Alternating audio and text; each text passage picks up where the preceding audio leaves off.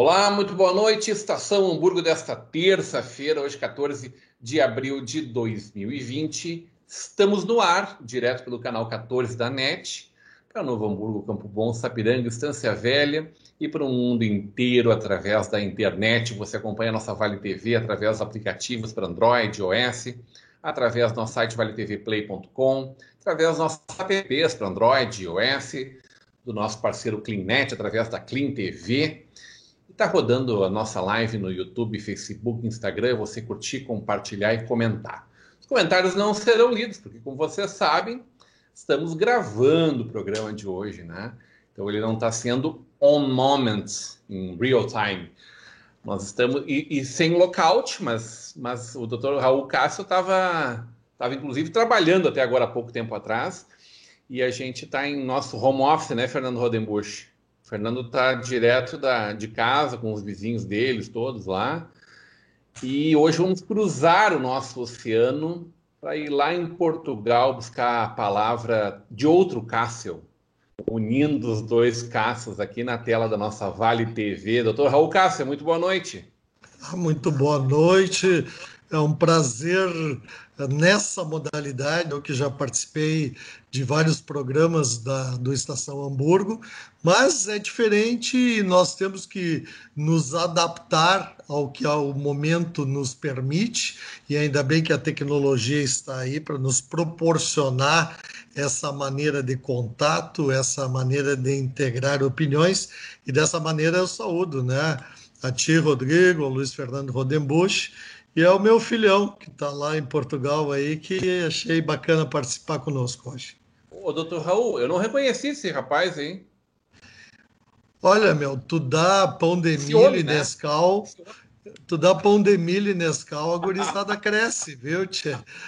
É o que eu fiz, né? Além disso, tem a parte genética, familiar, enfim, tá maior que eu, né? Mas os Cássio em si, o meu pai é mais alto do que eu, meu avô era mais alto que todos, tinha 1,95 m, mais ou menos. Enfim, tá dentro da genealogia da família, onde as mulheres tendem a ser mais baixas. O Fernando Cássio. Boa noite. Também fico muito feliz com esse convite, poder compartilhar aqui um pouco como está sendo essa vivência em Portugal. Fico muito feliz de trazer um pouco de informação e também participar do programa junto com meu pai. Obrigado. Está falando direto de Viseu. Isso, exatamente. Viseu é uma cidade aqui do centro de Portugal, um pouco mais distante de Lisboa, um pouco mais próximo de Porto, que é uma cidade mais conhecida. Estava realizando, então, um período de estudos no meio do acontecimento dessa crise de saúde, né? Eu nem sabia que tinha interior em Portugal, porque todo mundo vai para lá, vai para a costa, fica pertinho do mar, fala dos peixes maravilhosos, né? Tá aí alguém que foi para Portugal, para o centro de Portugal, em direção à Espanha, né, Felipe? Isso. É um pouco mais para o leste, é verdade. Viseu é uma cidade não tão conhecida, mas ela se destaca muito pela qualidade de vida. Invariavelmente, ela vigora entre as cidades de mais qualidade de vida aqui em Portugal, frequentando também o top 20 aqui da Europa, nesse sentido. Top 20, olha só. Top 20 na Europa é lugar bom para viver, hein, tchê? Sim, com certeza a qualidade de vida aqui é o diferencial da cidade. Tu está estudando? Isso, eu curso Engenharia Civil na Unicinos, em São Leopoldo, e aí estou realizando esse período, então, de mobilidade acadêmica aqui em Portugal. De mobilidade, que não tem muito de mobilidade, né? Pois é, a gente está mais no confinamento agora, mas a ideia era essa. Tu foi para Portugal para estudar à distância em Portugal, olha só que ironia, né? Acabei não tendo tanta sorte. Sim, não, tudo certo. Aqui a situação está sob controle, a gente está no alojamento estudantil, sem nenhum problema, em isolamento, tomando todas as precauções necessárias. O pessoal está respeitando o isolamento? Não tem não respeitar, né? Sim, aqui exatamente. Tu viu desde o início, antes que já havia um respeito grande, gradualmente, então, as entidades foram tomando as providências, o fechamento de bares, de casas noturnas, mas não tardou muito, acho que aprendendo tanto com os exemplos de Itália e Espanha, para o governo atuar. Então, foi decretado estado de emergência aqui, que basicamente, enfim, limita a circulação, impõe um confinamento, controle de fronteiras, atitudes nesse sentido, e por ter esse decreto, esse estado em vigência, a polícia tem a possibilidade de atuação, né? Então a gente vê a polícia atuando tanto na questão de orientação educativa, mas também tem o poder tanto de deter o indivíduo, como também cobrar uma multa para o desrespeito, então, desse decreto. Luiz Fernando Rodenbusch, bom estar contigo de novo, meu irmão. Tá sem áudio, Fernando. Não te ouço. Oi? Saiu. Daqui a pouco volta. Vamos chamando o Luiz Fernando Rodenbusch de novo.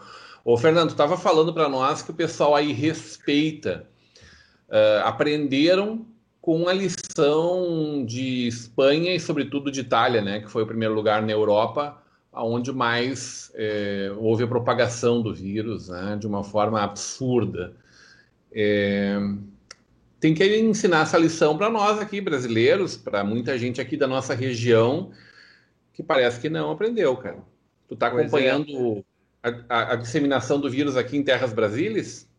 Sim, a gente acompanha bastante, né, as informações vindo daí, até pela preocupação das pessoas próximas, da família, os amigos, e por sorte aqui as medidas elas tomaram bastante efeito, né, comparando até o que tem de dados oficiais hoje, né, aqui se fala em torno de 17 mil casos. Os números até são certamente relativamente parecidos com o Brasil, né, tendo a consideração que aqui estava mais próximo desses locais de pico, e em torno de 535 óbitos, o que é mais ou menos a metade do que se tem no Brasil hoje, né?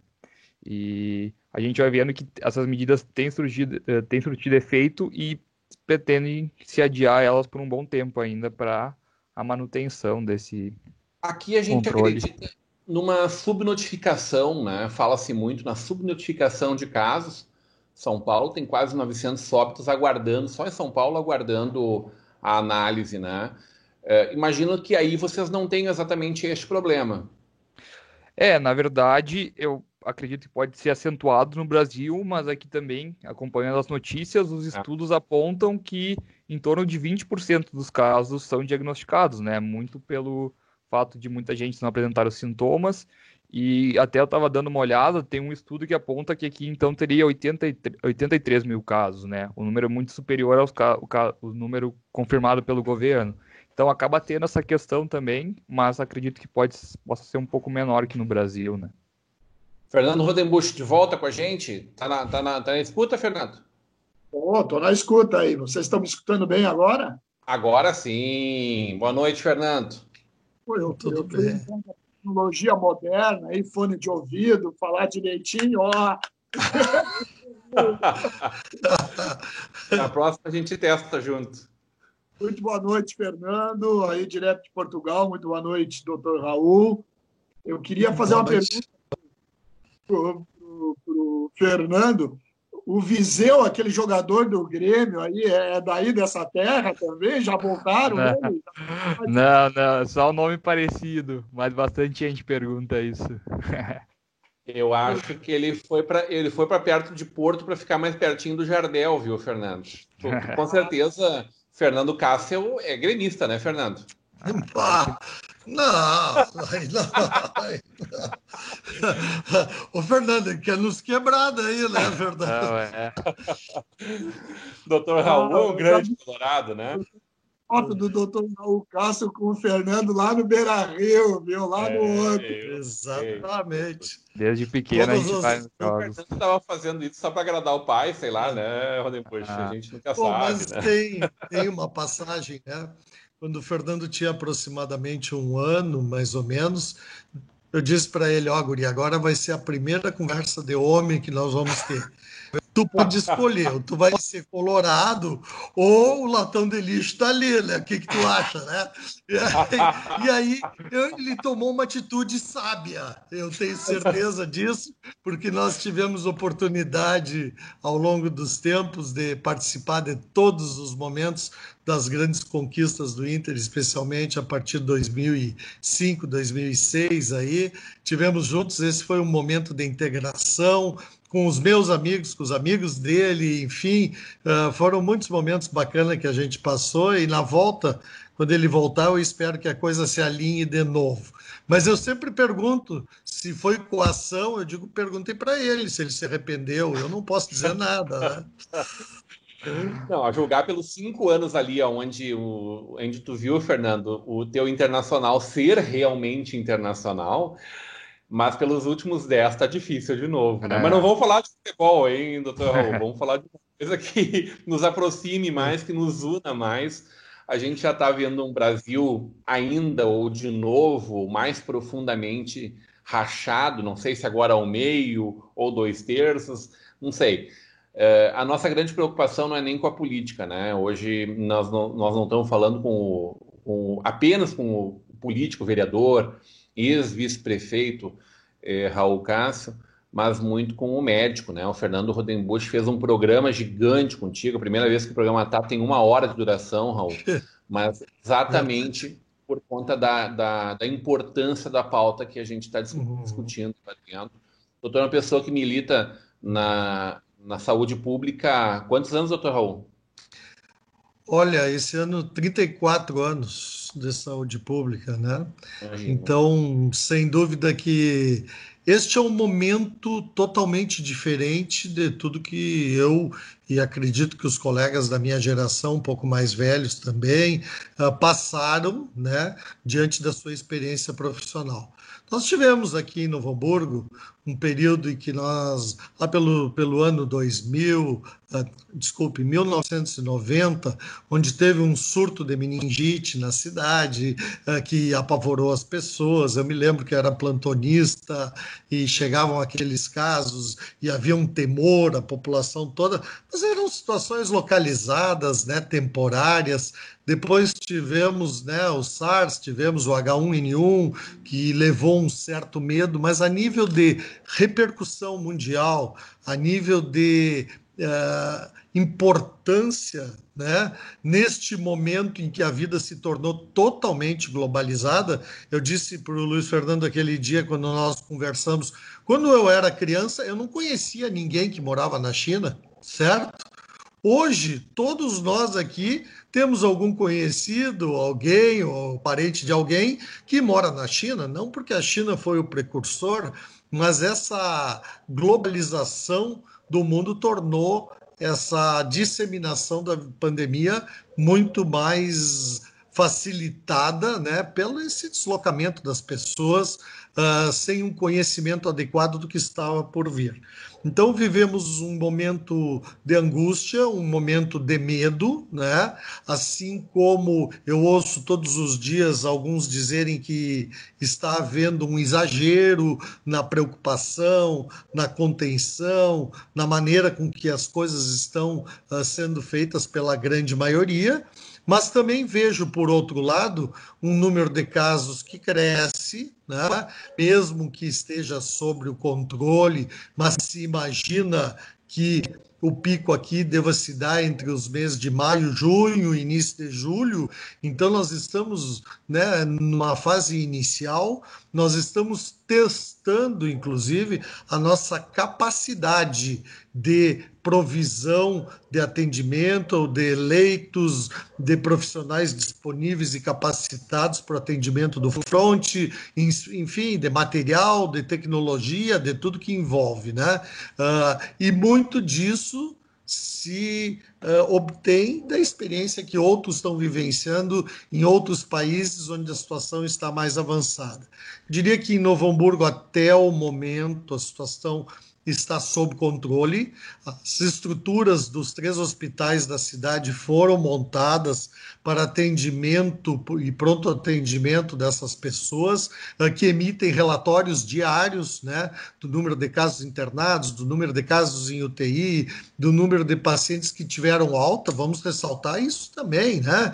Quando o Fernando há pouco citou que talvez notificaram ou tem, né, a estatística de 20 mil pessoas e tem 80, ótimo, melhor.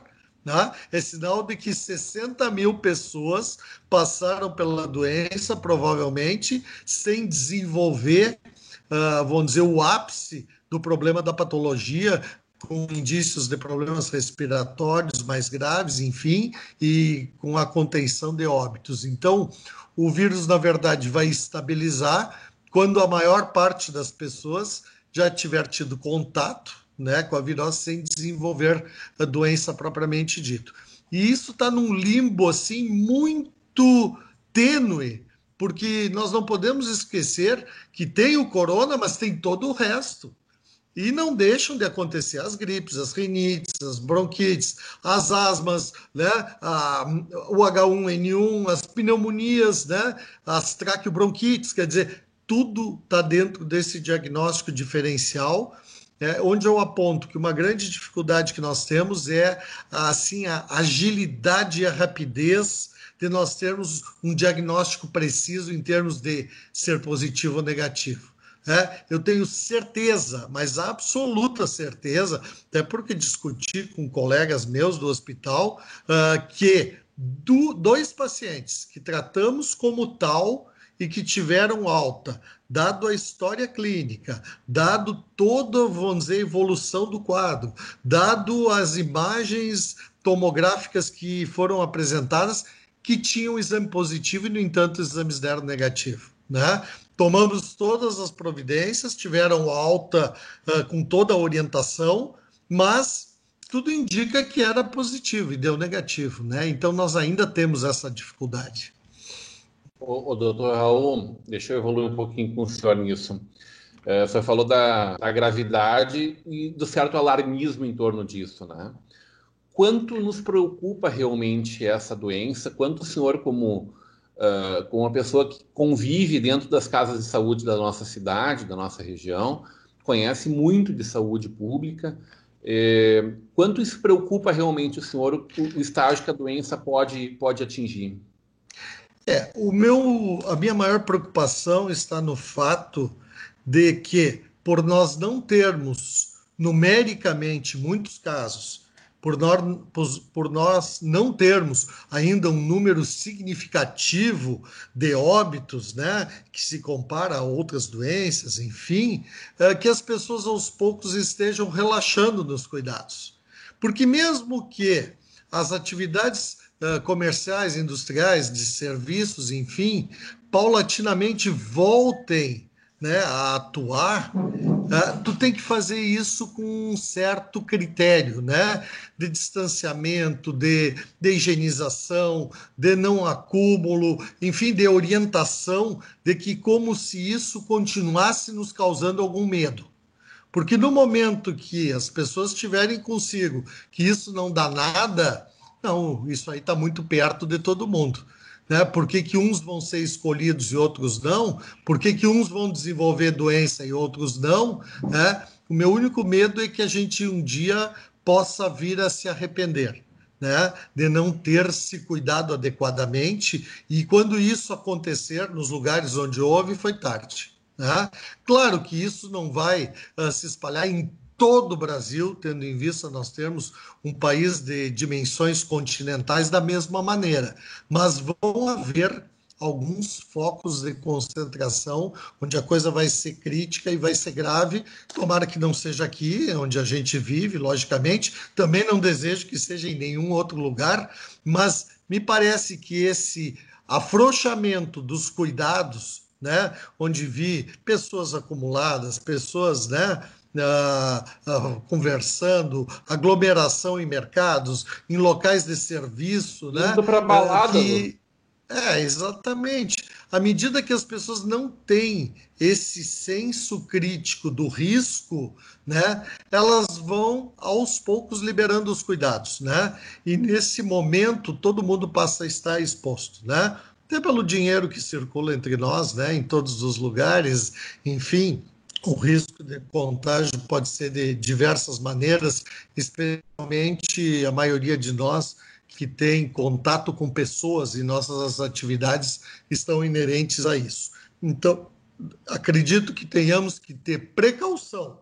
Se liberamos um pouquinho mais, se a internet está nos ajudando muito a fazer entregas, encomendas, serviços, né, trabalhos, enfim, né, eu digo com alegria, nós estamos aqui com a minha filha da minha casa e o meu genro, que trabalham para uma multinacional grande, tá? Uma multinacional grande, estão administrando o funcionamento de indústrias a nível gerencial, a nível de produção, a nível de distribuição desses produtos de casa, e todos eles, é uma legião de pessoas fazendo isso, né? Quer dizer, é possível, né?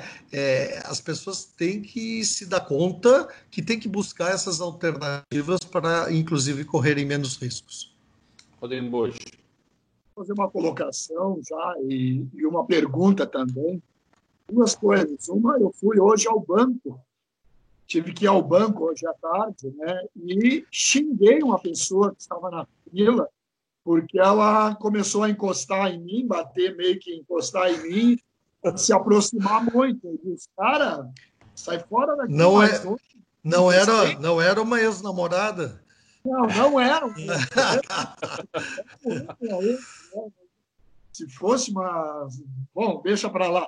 Bom, daí o banco tinha muita gente dentro do banco, no local fechado, algumas pessoas usando máscaras e outras não.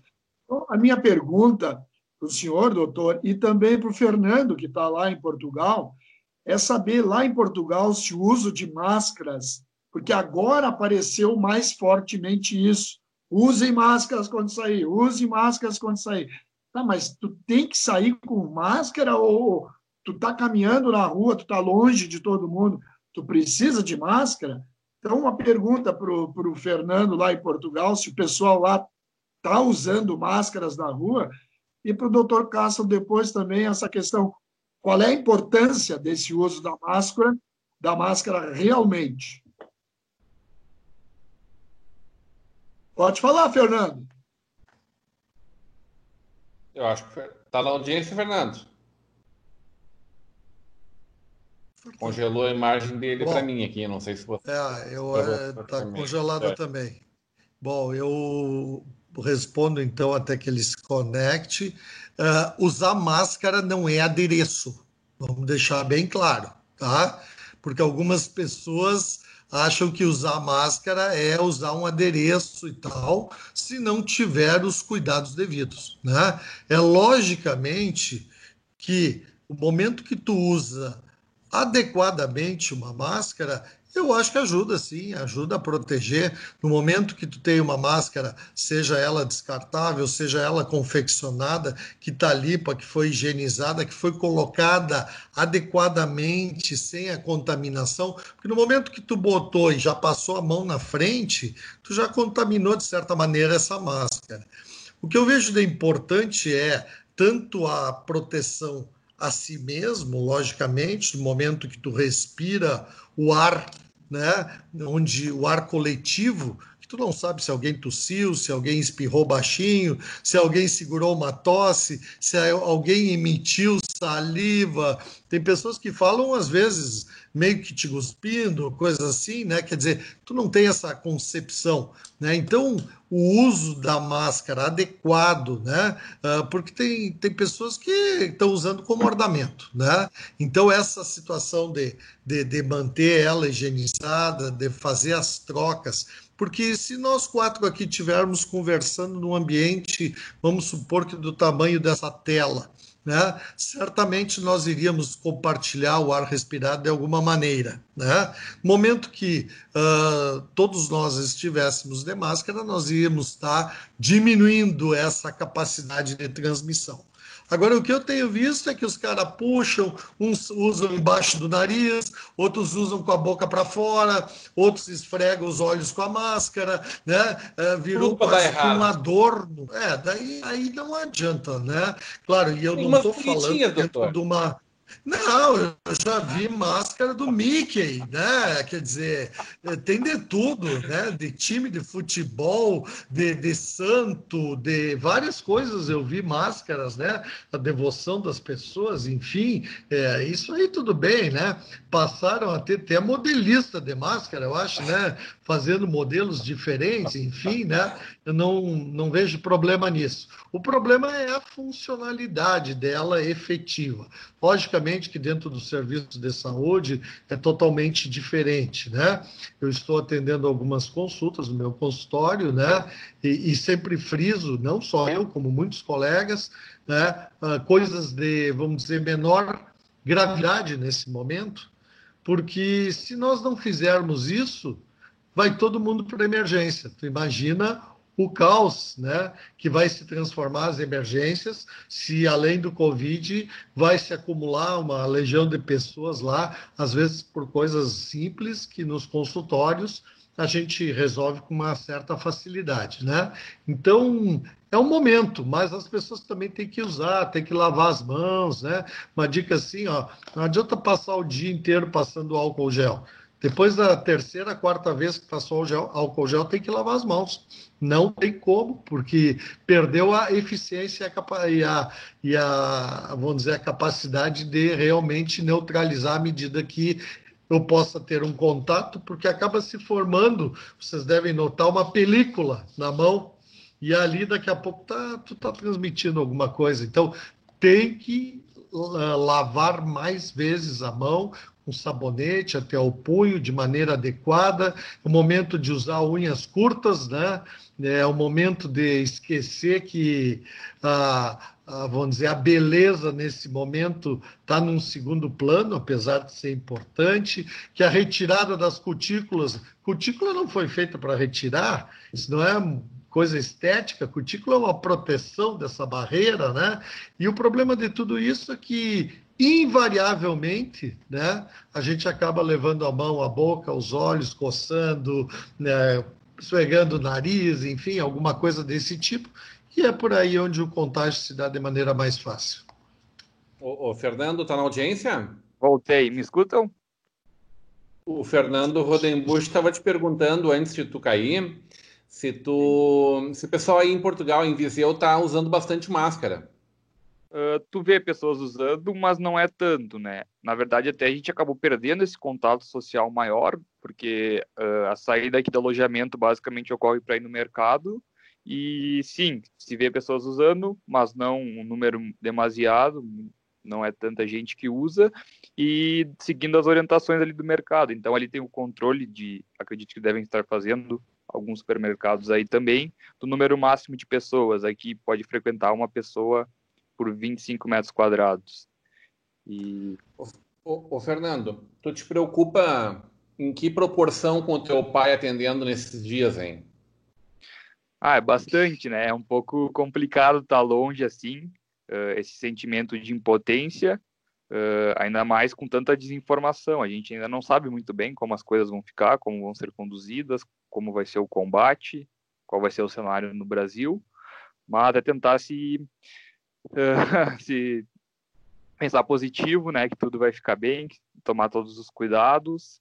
E até porque uma volta agora seria muito complicado para passar esse momento junto com a família, todo o trâmite da viagem, e o contato com o aeroporto, e enfim, até a possibilidade de contrair o vírus aqui e acabar levando para o Brasil.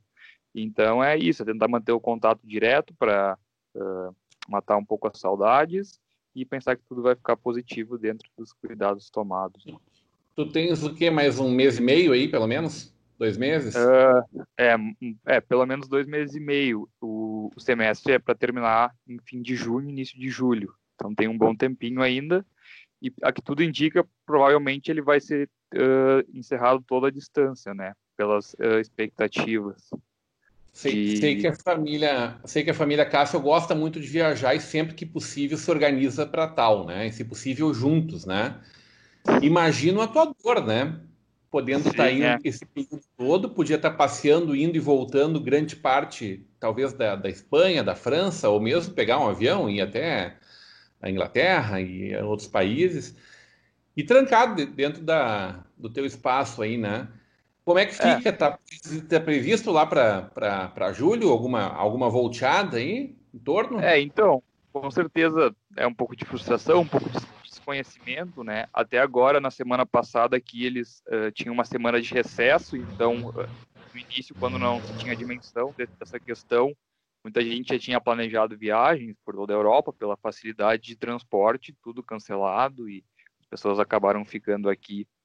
E a questão do convívio, aqui a gente está tendo aulas, né, online, como está acontecendo no Brasil. A gente está no alojamento aqui, então o alojamento ele era em 3 prédios, bem grande, comportava 240 estudantes, mas somente ficaram os que não tem para onde ir. Então aqui a gente está basicamente entre uns 40 brasileiros divididos em 2 prédios que não tem contato um com o outro para maior segurança, né? Todos brasileiros? Não, existe algumas pessoas da Turquia também, mas a maioria é brasileira que está aqui. Imagino que tu não imaginasse assim, vou aperfeiçoar meu turco, meu idioma romano. Acaba caindo para o inglês, mas é no outro alojamento, então eu acabo nem tendo contato, né? Então, só homens ou também tem meninas no alojamento? Aí? Tava louco para perguntar isso. Obrigado, Fernando. Não, então, separados os alojamentos, e aqui, então, a gente convive só com o alojamento masculino, no caso, né? Tá, mas conta aquela curiosidade que tu me disse do alojamento misto. A tristeza é dupla, doutor Raul. Hein? Qual delas? Do alojamento misto. Ah, sim, não. Na verdade, são 3 alojamentos, como eu ia falando, tem o masculino, que é esse que eu tô, tem o feminino também, e tem um que era para ser feminino, mas como não comportou, obviamente não seria uma distribuição, eles fizeram um alojamento misto. Mas nesse eles não alocaram os brasileiros. Não sei porquê. Eu acho que esse governo português não sabe nada, temos que discutir aí com a universidade, tá tudo errado. Eu já teria feito uma rebelião aí, já teria resolvido essa questão aí. Da pior forma possível. A gente fica feliz, pelo menos os cuidados estão sendo tomados, né? Então agora, óbvio que tu tá num local de risco, convivendo com bastante gente, mas pelo menos esse isolamento entre os alojamentos e todas as questões de higiene, as pessoas que trabalham aqui foi diminuído bastante a quantidade. Então é legal ver que os cuidados estão sendo tomados para a proteção de todo mundo, né? Senhores, eu só queria fazer intervalo. Só queria fazer uma colocação, que o Fernando não está lá por acaso. Ele quis muito estar lá, ele lutou, ele obteve essa possibilidade através do merecimento pelas notas que teve, porque disputou com várias pessoas, mas teve o azar nesse momento de, apesar de tudo ter funcionado, não poder estar girando, não poder estar usufruindo dessa experiência de contatos, tanto a nível de faculdade, das obras, da engenharia, enfim, de coisas práticas, né? Como também de outras pessoas do mundo inteiro que circulam por aí dentro da universidade. Mas eu tenho dito para ele, tenha a força, tenha a paciência, porque guri novo, né? 21 anos, surgirão outras oportunidades, né? Eu acredito que às vezes é um pouco frustrante, tendo em vista tudo que foi planejado e da maneira que está acontecendo, mas também não vai ser a última oportunidade, né? Imagino que seja oportunidade de ouro, mas realmente, né, doutor? A prioridade agora é sossegar, não tem escolha. Saúde. E eu imagino que sob o ponto de vista profissional também, né? A gente sabe o quanto Portugal e Espanha nos últimos 20, 30 anos, praticamente, desde a entrada, da preparação para a entrada na comunidade europeia, o quanto evoluíram, né? A gente vê esses prédios moderníssimos, principalmente nas capitais, mas acho que aí em Portugal, em Coimbra e no Porto também, né? Prédios enormes, centros novos, né, Fernando? Sim, claro. Não, aqui a engenharia é bem forte, bem desenvolvida, e principalmente também na questão de reestruturação de edificações antigas. Então, aqui em Portugal, principalmente, tem um foco muito grande, né, por existirem diversas edificações que já têm um bom tempo de uso desde a sua construção. Mas só complementando... Coimbra é quantos séculos? 5 séculos? Eu não sei exatamente precisar a data, mas com certeza não é tão nova. Pois. Vamos fazer um breve intervalo, então, e a gente continua, doutor Raul, Fernando Kassel, Luiz Fernando Rodenbusch. A gente vai para um breve intervalo e volta já já.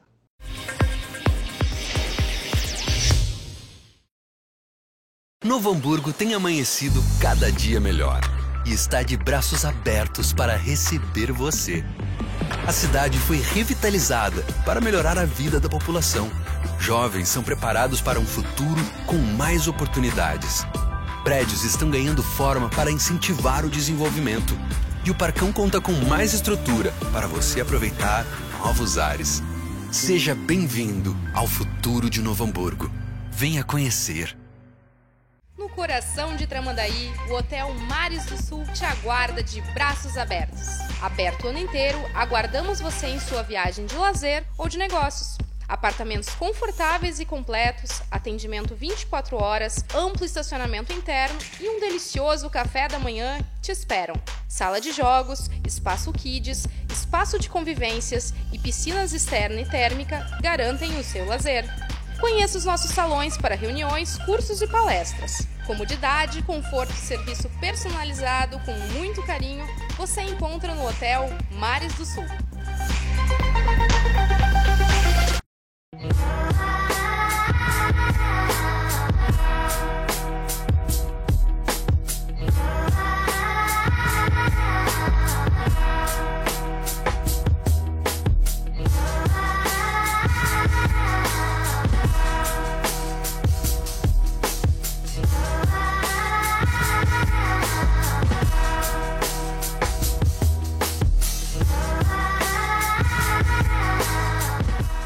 Chegou a hora de ser global com a Sebratel.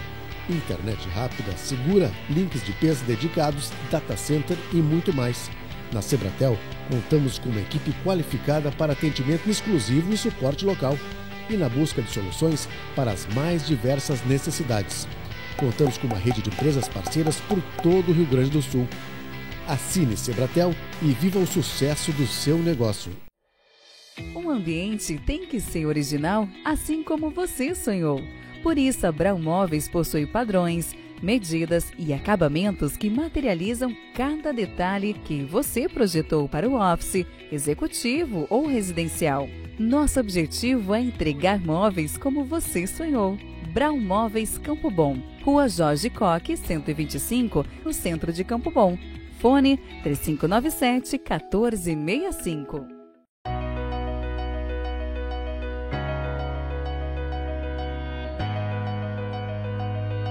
Falando um pouco dos 30 anos da Forrotec, uma empresa que se estabeleceu no mercado setor calçadista de componentes em Novo Hamburgo e vem nesse tempo todo desenvolvendo produtos de alta performance, de qualidade para o setor calçadista, moveleiro e artefatos.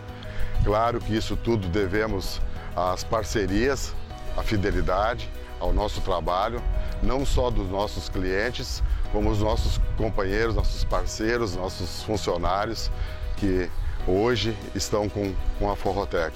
Então, vai aqui o meu agradecimento dos 30 anos. É uma luta constante e que seguimos nesse caminho, nesse projeto que a gente levantou nesses anos todos aí.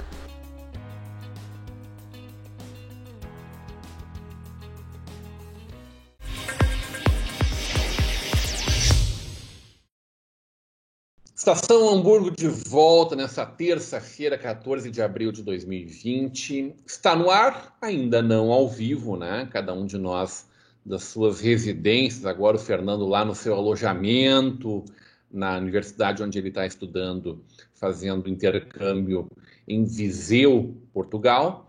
O Dr. Raul Kassel já chegou do seu consultório, estava operando, trabalhando hoje à tarde, né? Operando a saúde. E Fernando Rodenbusch estava operando uma limpeza profunda na paranoia. Já está em casa também, né, Fernando?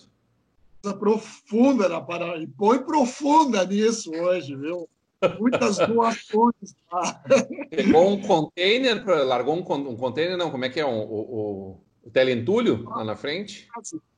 Quase. Não, é que a gente recebe, nós ganhamos durante o ano, a gente tem muitos donativos, muitas pessoas que gostam de teatro fazem doações para a Paranoia, de roupas, de figurinos, de máscaras, de perucas e coisas assim. Então, isso também, de uma certa forma, a gente vai ficando com isso lá, mas chega um momento que, para aí, né? Não precisamos de tanto assim. E a gente descobriu algumas escolas que estão precisando dessas doações, né, de teatro e coisa também.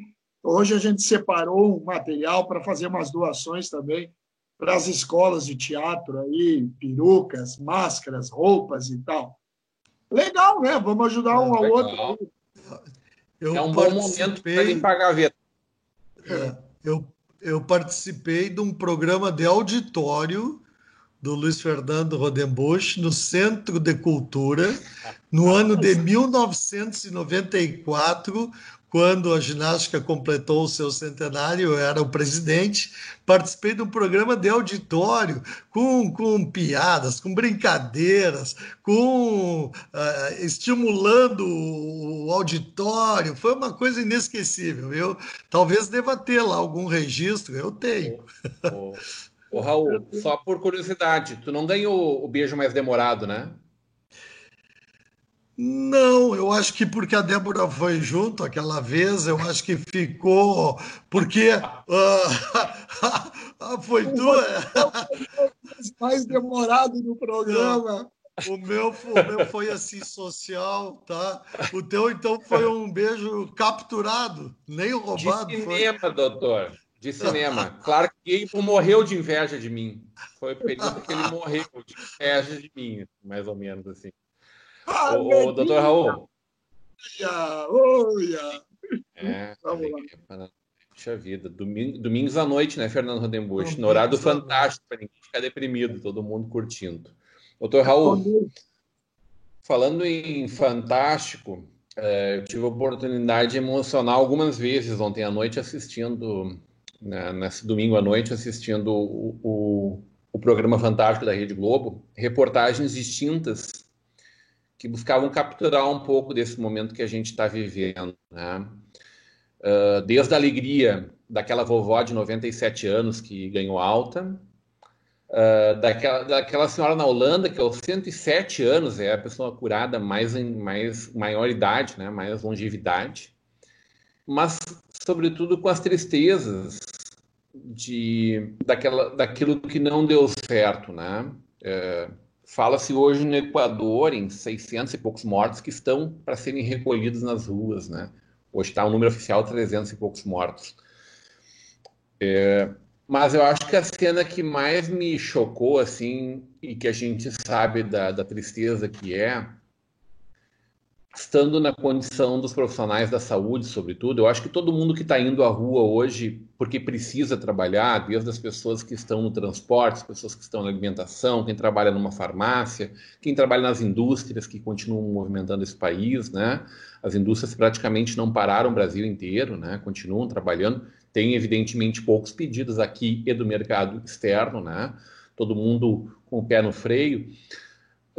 Mas eu acho que os profissionais da segurança pública e, sobretudo, os profissionais da saúde são aqueles que mais nos comovem, assim, né? Porque estão ali lidando diretamente com o perigo, né? Com a contaminação direta do vírus.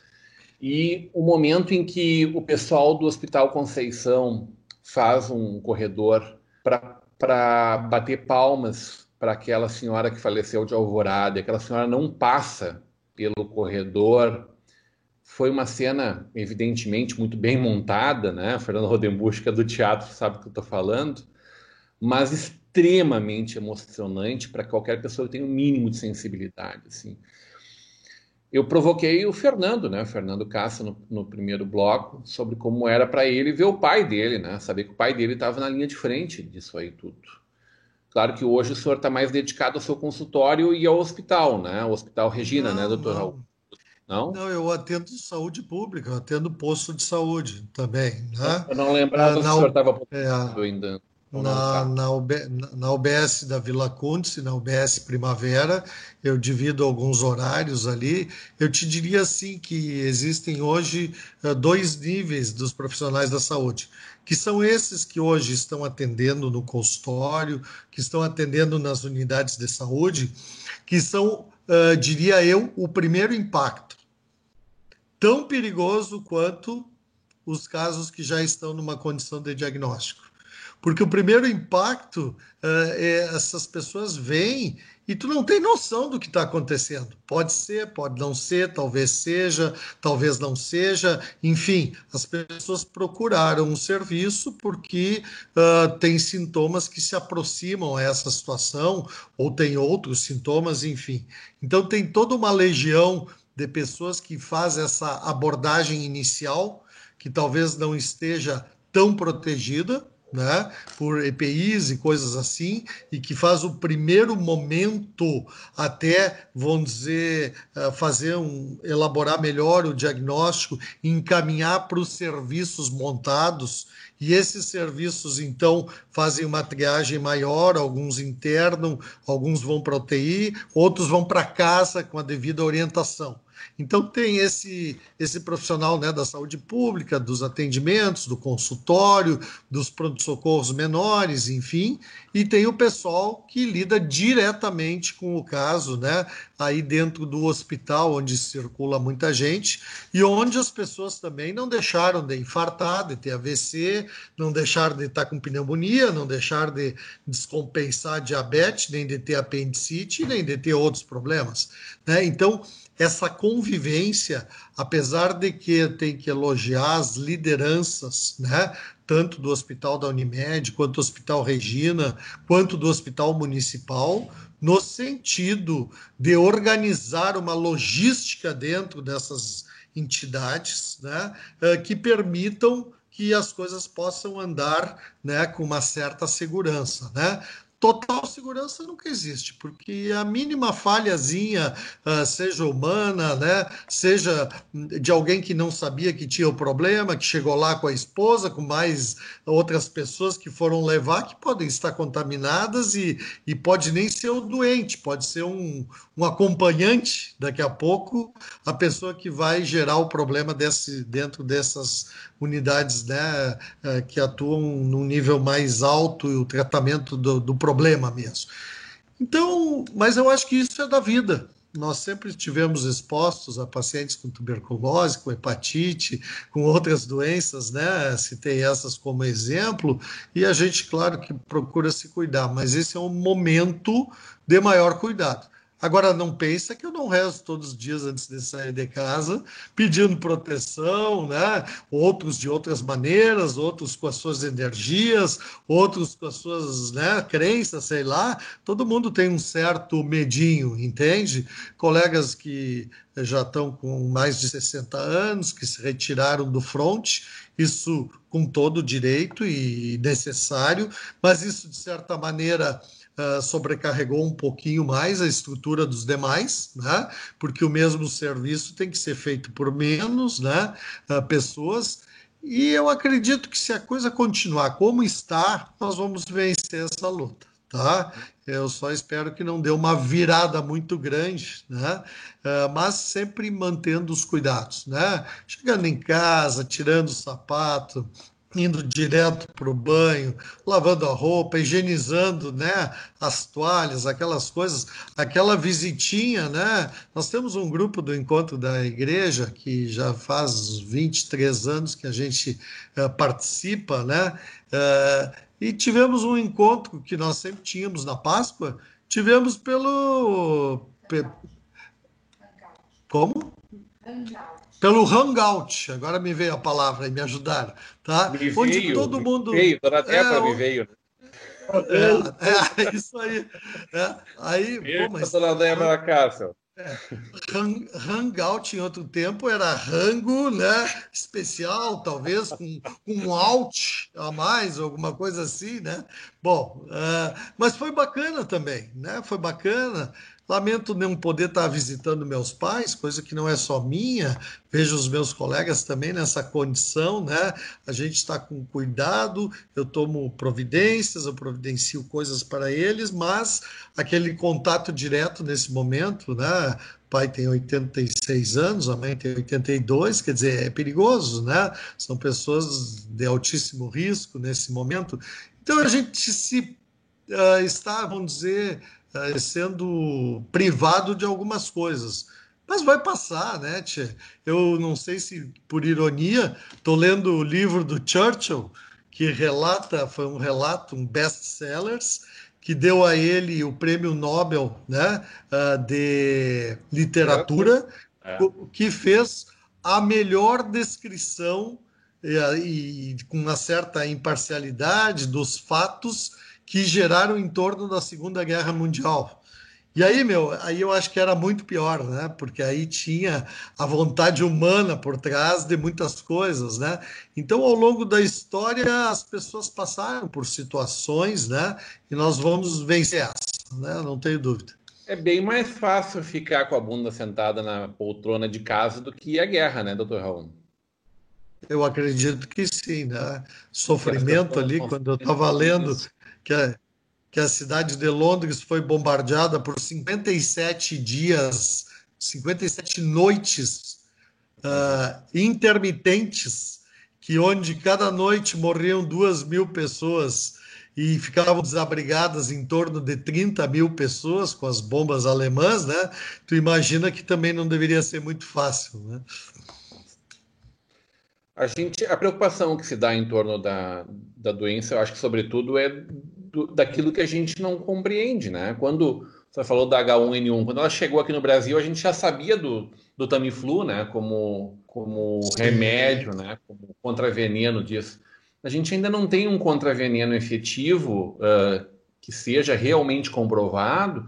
A gente tem alguns bons indicativos, eu não sei o que o senhor pode nos dizer nesse sentido, mas, sobretudo, quando falam em grupos de risco, a gente, claro, fala diretamente da terceira idade, mas se fala das pessoas que tenham problemas pulmonares, seja uma asma, bronquite, até problemas que já necrosaram parte do pulmão, fibrosaram parte do pulmão, né? Fibrose, por exemplo, pulmonar, até os diabéticos hipertensos, que são outra categoria, onde envolve grande parte dos brasileiros, né? Aqueles que sabem e aqueles que não sabem que o são. Né? Desculpa, Fernando. Hipertensos não controlados, né, doutor? É isso? Exato, não controlados. Não controlados. Mas vamos colocar assim... O que o senhor diz para nós desses grupos de risco? Quem deve se... Como diria o nosso presidente, nem todo mundo é atleta, né? Eu estou ferrado dessa linha de corte aí e me preocupa muito a questão da obesidade e da hipertensão, que está relativamente controlado, ok? Mas me preocupa muito. O senhor está enxergando alguma coisa de tratamento aí no horizonte? O que vocês estão usando dentro do hospital? O que está sendo testado, experimentado aqui na nossa cidade, doutor? Eu queria lembrar, antes de responder o que tu disse, que praticamente o mundo inteiro recebeu a vacina para poliomielite, né? Com exceção de alguns pouquíssimos países onde havia ditaduras que não permitiram a entrada da vacinação, nós praticamente erradicamos a poliomielite do mundo, né? Então eu não tenho dúvida que o Tamicovid, né, que vai ser o sucessor do Tamiflu, vai vir, né? Até porque existem interesses científicos, existem interesses financeiros por trás disso, muito grandes, e certamente que tem muita gente já trabalhando nessa condição, apesar de ser pouco tempo de testagem para que esse produto venha à tona.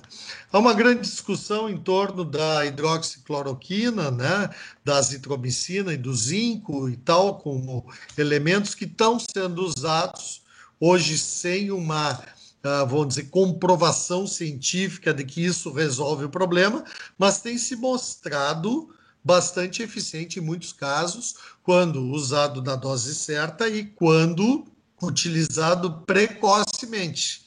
O mal é que algumas vezes o diagnóstico é bastante tardio, E aí eu acho que essa medicação chega um pouco tarde, né? Que é o caso do Tamiflu. O Tamiflu, ele tem uma eficiência boa quando tu começa a usar no segundo dia, no máximo. Se tu deixou o ciclo acontecer, praticamente o efeito dele passa a ser mínimo, né? Bom, mas quanto ao grupo de risco que tu vem falando, claro que a gente costuma falar nas pessoas com uma certa idade, na diabetes, na hipertensão, mas existem muitas outras doenças crônicas que levam à baixa da imunidade, né? As doenças hematológicas, com frequência, as pessoas portadoras de tumores, de câncer, que hoje estão em tratamento oncológico, né? As pessoas que têm doenças, vamos dizer, da medula, né? Doenças proliferativas, né? Doenças que baixam a imunidade, os pacientes com AIDS, né? E tudo que envolve, que são muitos, que também, o primeiro caso de AIDS no Rio Grande do Sul foi relatado pela PUC em 1986, e naquele tempo era quase que como uma condenação de morte.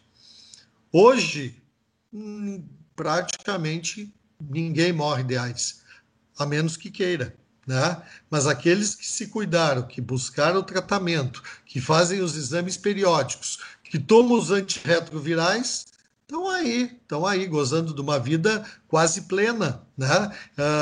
Então, eu acho que é uma questão de tempo.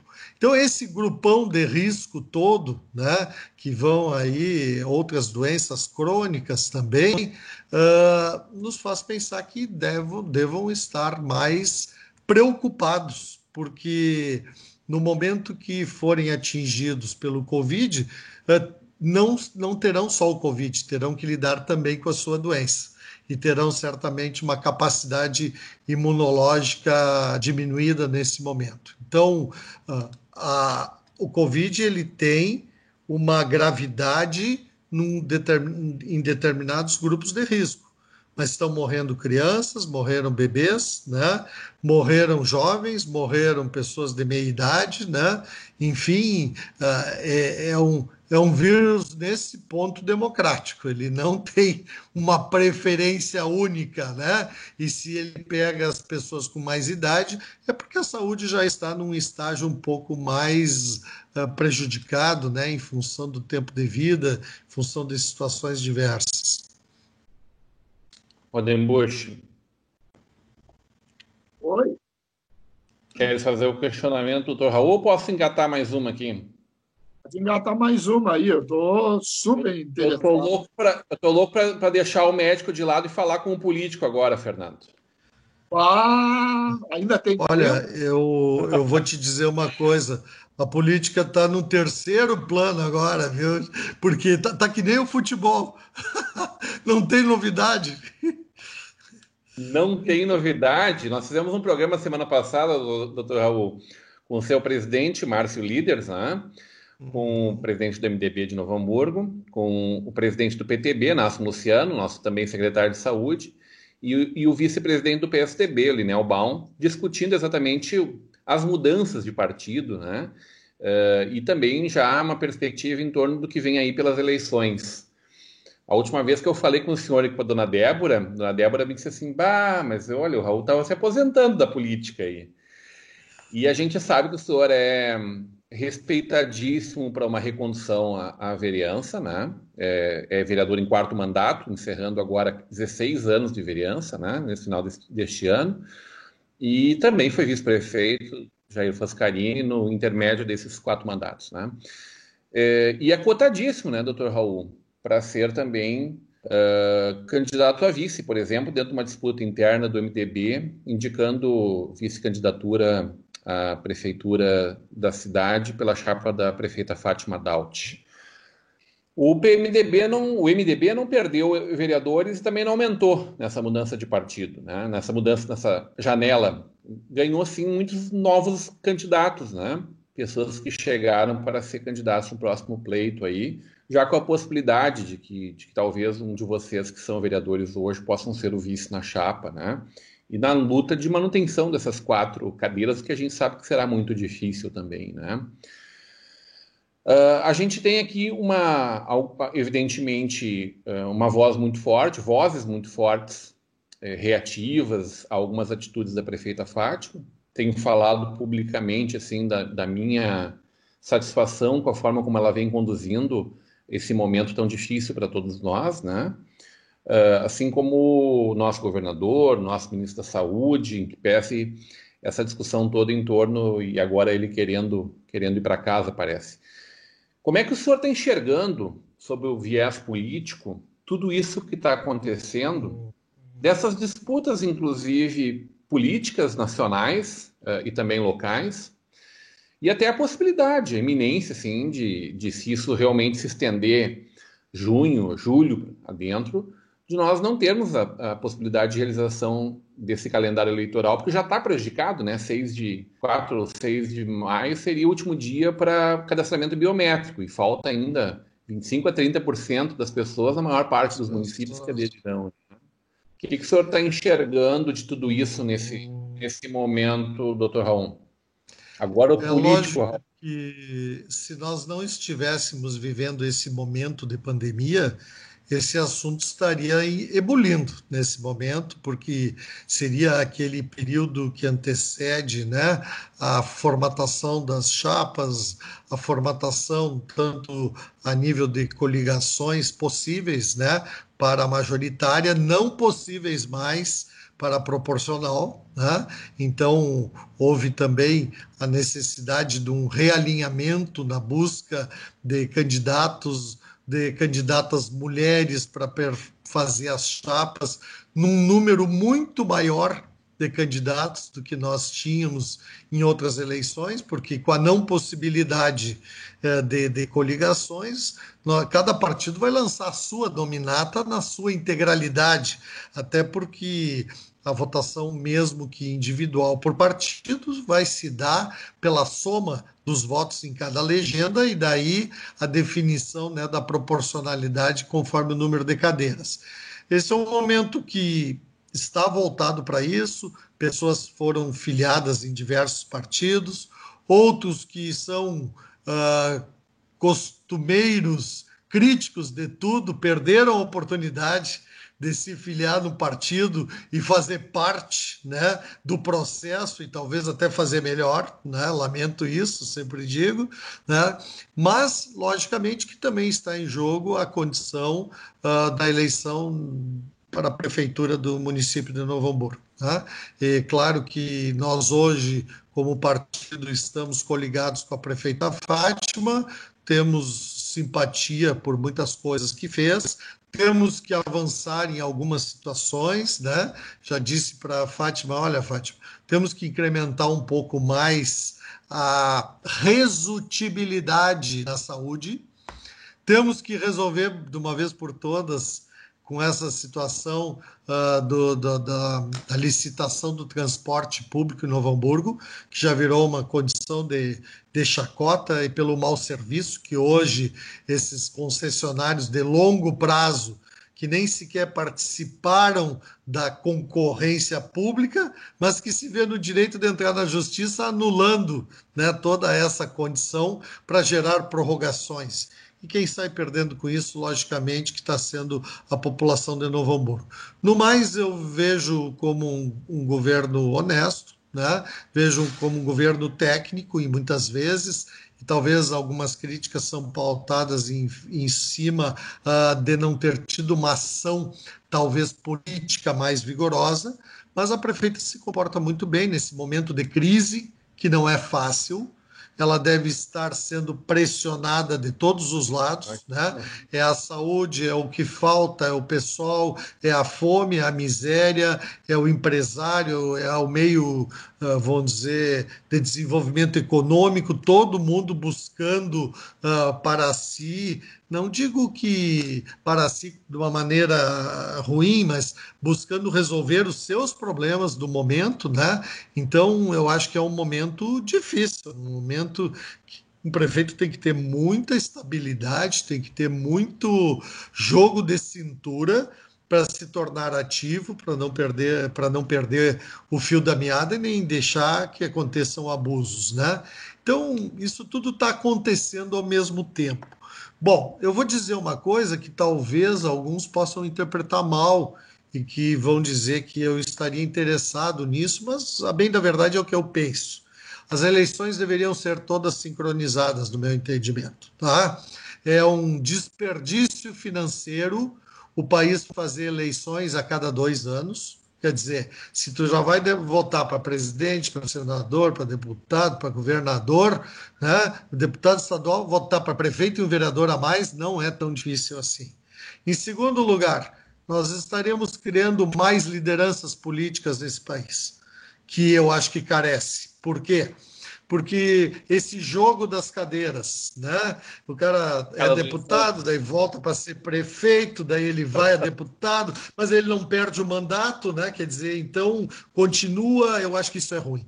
E o principal de tudo, que eu tenho dito com frequência, é as relações que se dão, tá, entre os entes dos municípios, do Estado e da União. Tá? Porque, à medida que vai mudando, tudo aquilo que foi encaminhado em termos de projetos, em termos de possibilidade de recursos, de verbas, daqui 1 ano e meio para tudo. Primeiro, porque a eleição não permite. Segundo, porque daí mudou um deles. E aí o cara que entrou diz que não sabe como é que está a coisa, leva mais meio ano para decidir.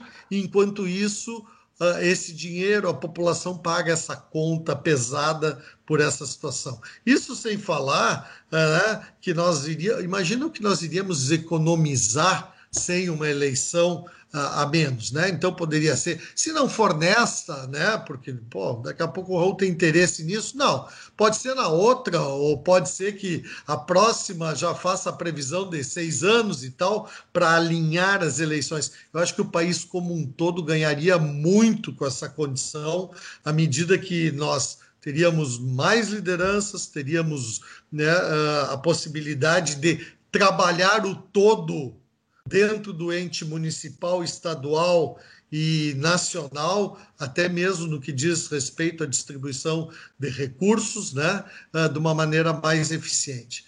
Então é isso, nós estamos analisando as coisas, né, estamos acompanhando de perto, fico feliz em estar no mesmo partido, no momento que a gente aprende a ganhar e a perder, né, e dentro disso sou filiado ao MDB desde 1996, e vi que todos os meus colegas também de partido atualmente se mantêm dentro dessa mesma posição, sem desmérito aos demais, mas eu acho que é importante porque no momento que foi melhor, que ajudamos a fazer muitas coisas dos governos do MDB na cidade, depois tivemos momentos que não fomos vitoriosos e tu tem que saber se realinhar, se reajuntar de novo e criar novamente, vamos dizer, uma legenda que seja possível buscar, seja por uma coligação ou seja com candidatura própria, como sempre fizemos. A gente está chegando ao final do nosso programa de hoje, mas eu não posso deixar de perguntar para o senhor como avalia especialmente o posicionamento do nosso ministro, e aí não evoluindo na questão política, mas na questão técnica mesmo, como é que o senhor acompanha ele, as coletivas, postura do vice, não é vice-ministro, né? Do seu secretário executivo Gabardo, aqui, que o senhor conhece bem, né? Como é que o senhor está avaliando esse corpo diretivo aí, doutor? Olha, uma das coisas muito difíceis sempre é tu prover funções com médicos na saúde, com educadores e tal, porque via de regra falta o componente político do lidar com toda a estrutura.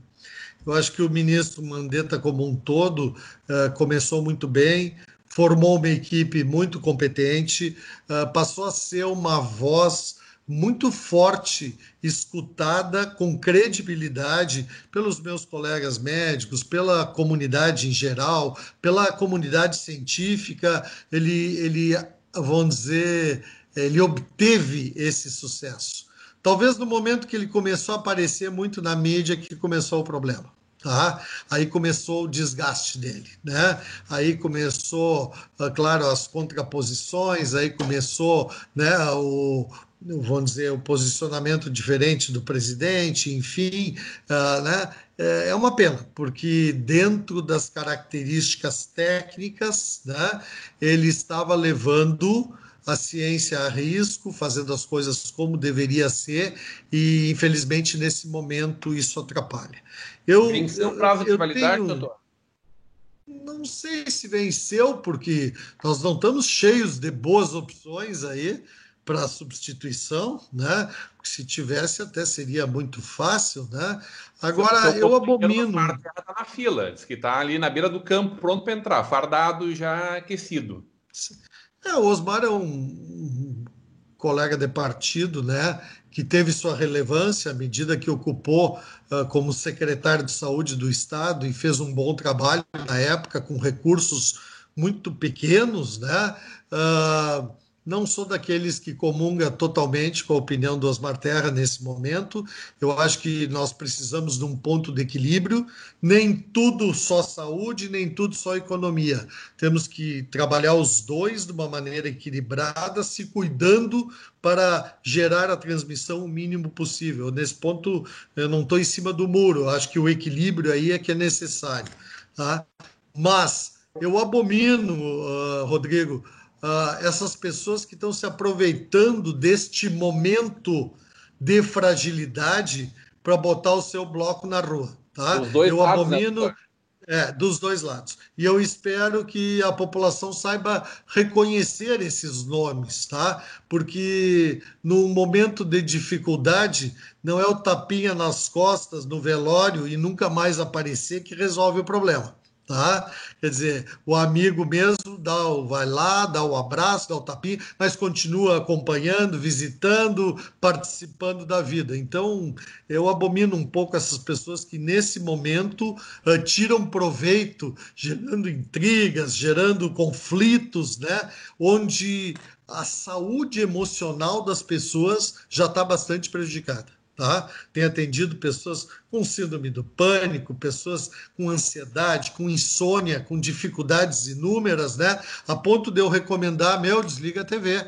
Aqueles horários determinados, né, de algumas emissoras que fazem um terrorismo com as pessoas, né? E que não é o caso da Vale TV, porque a Vale TV leva alegria, leva entretenimento, dá boas risadas e tal, né? Mas não tem como, né? Te imagina tu, uma pessoa idosa morando sozinha, o único veículo, a televisão, entrando na tua casa e te dilacerando, né? Nós temos que pensar um pouquinho nisso. Não é o momento. Deixem isso para o período pré-eleitoral, quando então está livre a palavra de apresentar os seus projetos e tal, porque tirar vantagem no momento desses, na minha opinião, não é legal. O Fernando Cássio, filho de peixe, peixinho hein? Bastante eu diria que sim. Eu acho que tanto eu cresci num ambiente bem propício a ter esse contato com a política, como também sempre me interessei bastante. Então a gente em casa tem esse espaço para debate, esse interesse. Legal. E admiro muito meu pai, a atuação dele, e a gente comunga muito de princípios e valores. Temos algumas discordâncias ideológicas, mas sempre com muito respeito, sempre tive essa abertura, sempre foi muito saudável. Mas isso é salutar, isso é coisa de jovem. O jovem que não foi de esquerda não foi jovem, não teve coração. Não é nem para a esquerda não, tanto. Até os 16 anos tem que ter sido, 16, 17. Pior que não. Não. Era a hora certa para isso, não era? Quer dizer que está mais à direita dele, é isso? Não, nem mais à direita. Eu acho que algumas ideias mais liberais, acho que tem crescido essas ideias no Brasil, existem movimentos e projetos que eu acho que também são mais novos, que faz parte, eu acho, também da juventude, e a gente sempre discorda dentro de princípios e valores iguais. Muito bem. Tu és filiado a algum partido, Fernando? Então, sempre tive essa liberdade, eu eu gosto bastante das ideias e sou bastante adepto de vários atores políticos do Partido Novo. Então, eu gosto dessas ideias, gosto de participar da política. Sim, por ali eu vejo um bom projeto compatível com as ideias que eu tenho para o país. Infelizmente, em Novo Hamburgo não atingiu o mínimo para poder ter seu diretório e poder ter seus candidatos nessa eleição, né? Lamentamos por isso com o Ricardo Guzmão na semana passada, ainda conversamos sobre isso, uma pena. Exatamente, acabou não acontecendo, mas ao mesmo tempo faz parte da organização do partido, de querer crescer de uma forma ordenada, seja capaz de estar comprometido com os princípios e com a gestão interna, né? Fernando, obrigado por essa hora conosco aí, 1h10 já, chegando no final, já extrapolamos o nosso tempo aqui, depois tem que se entender com a diretora de programação, né, Rodenbusch? O diretor da TV a gente enrola, a diretora de programação é que é o problema, essa é implacável.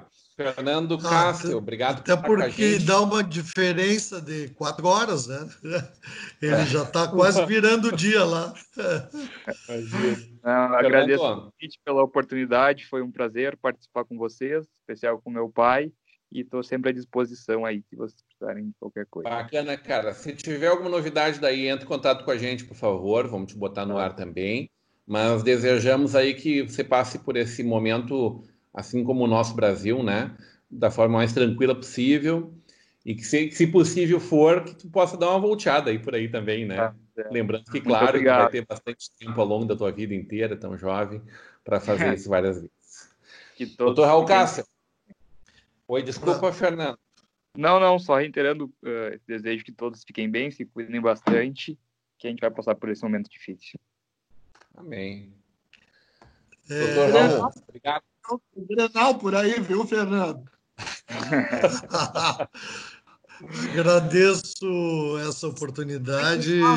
Fiquei assim bem emocionado, e a Débora também assistindo aqui do lado, né, da gente ter uma participação, talvez pela primeira vez, assim, pai e filho, né, dentro de um programa reconhecido na cidade de Novo Hamburgo, e certamente vamos estar no vídeo assistindo e aí espalhando para os demais familiares, os amigos do Fernando que estão por aqui, enfim, né, para que a gente possa matar saudades. De toda maneira, também queria parabenizar vocês pela maneira boa, pela maneira saudável que tem levado a informação para as pessoas, especialmente de abrangência da Vale TV, no que diz respeito às medidas, né, a preocupação, o cerne do problema, de uma maneira, vou dizer, desinteressada, né? Então, isso eu acredito ser muito importante a nível de informação, e reconheço também o papel da mídia fundamental pela boa informação. O senhor continua receitando, por favor, a Vale TV, então, doutor? Continuamos receitando, sim. Não, eu tive um tempo aí que houve uma sobrecarga de atividades, mas aí se uma hora dessas ainda houver a possibilidade, tenho 2 dívidas, né? Talvez voltar a fazer alguns comentários aí em algum espaço, e também fazer um risoto que eu fiquei devendo para a turma quando foi criado o Espaço Maker ali, que eu não sei se já foi inaugurado, né? Mas de toda maneira é um compromisso que eu tenho. Mas está esperando a turma do risoto lá. Fernando Rodenbusch. Muito obrigado, Fernando, doutor Raul, aí pela participação, muito elucidativa em alguns pontos. Gostei bastante do programa de hoje. E tá aí, ó, o pessoal já está me esperando para lavar a louça agora aqui. Perdeu o sorteio do bife. Perdeu o sorteio do bife já agora aqui, velho. Mas tem aquela novela que a gente perdeu agora, chamada Novo Mundo também, que foi gravado nesse horário, né? Então, só para dizer que aquela emissora, a gente não está mais olhando ela, viu, doutor Raul? Tá bom. Tá bom. Não, olha, tchê, é muito pesado, né? Daqui a pouco, se nós torcer o pano, sai sangue ali. Tem que botar uma bacia debaixo dela, assim, aí dentro. Senhores, obrigado. Eu posso dizer uma coisinha ainda? Pois não, doutor? Eu tenho certeza que o mundo vai ficar muito melhor quando nós passarmos por tudo isso, por essas vivências que nós tivemos e algumas práticas que nós já tínhamos abandonado. Amém. Amém. Agradecendo demais essas 3 figuras queridas, agradecendo os nossos apoiadores, Mercator Feiras e Eventos, Tecnolar, Central de Alarmes, Brown Móveis e Sebratel. Obrigado por estarem conosco mesmo nesse momento tão difícil, sobretudo o carinho da audiência do nosso telespectador. A gente fica por aqui. Voltamos amanhã a partir das 21 horas, não ao vivo ainda. Até lá.